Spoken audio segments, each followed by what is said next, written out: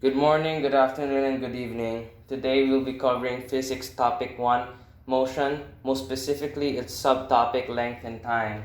Length and Time covers how to find length or volume using micrometer, analog versus digital, and pendulum. So to find length, you need to use a simple ruler. And for volume, there are two ways of finding volume. First one is using mathematical formulas. This one applies to regular objects. So for example, if we have a sphere,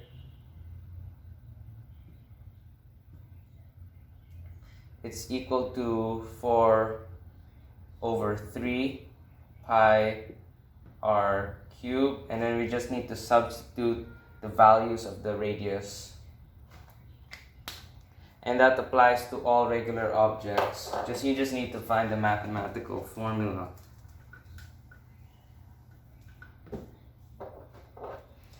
The second way is for irregular objects.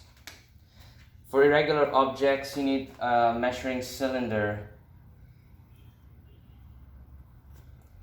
So here, first step, fill the cylinder with water, but not fully.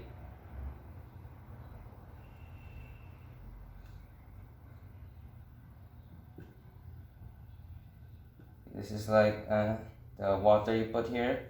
This is H2O, baby. And then you have to record this initial reading.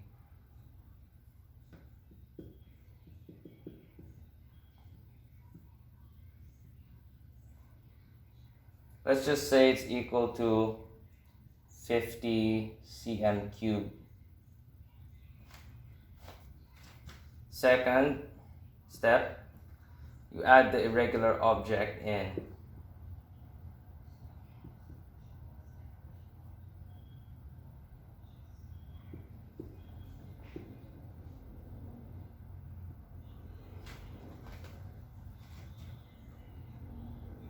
If you add the irregular object, then it's like a stone, the reading or the volume will go up. Let's say it goes up to 75 cm cubed.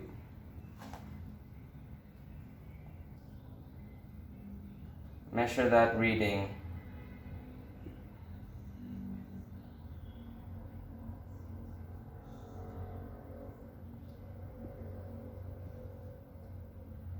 Third and final step, calculate the volume of the irregular object by minusing the new volume reading from step 2.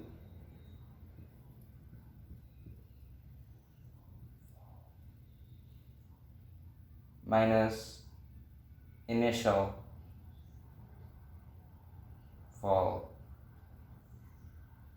So if you substitute that, that'll be 75 minus 50 equals 25. So 25 cm cubed is the volume of the stone. I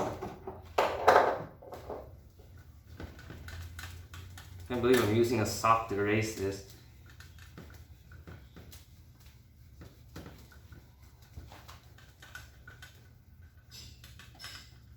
Okay, micrometer.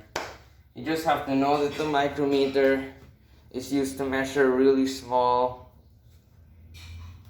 lengths. That's all you need to know. I'll put the link down below on how to use it. Because it said in the syllabus you don't actually have to know how to use it. So 3. Analog versus digital.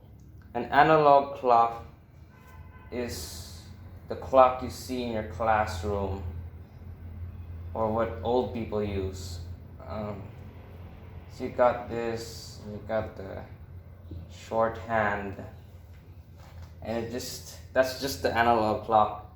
No one uses analog for recording time. That's just inefficient. And then a digital clock. It's the one you modern kids have. It's the one that displays time like this. And it's also, the digital clock is also what the PE people use, like the ch and then the ch thing. That one's more efficient, and that's why they use it. They display numerical numbers. Finally, pendulum. So you got like that. So you have a pendulum thing here, and you have a thread, and there's a ball. What you do is you put the ball up here,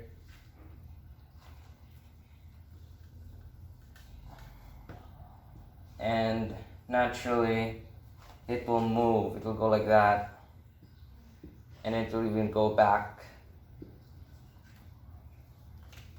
This whole thing of going like this, then going right back to the initial spot of release is called the period.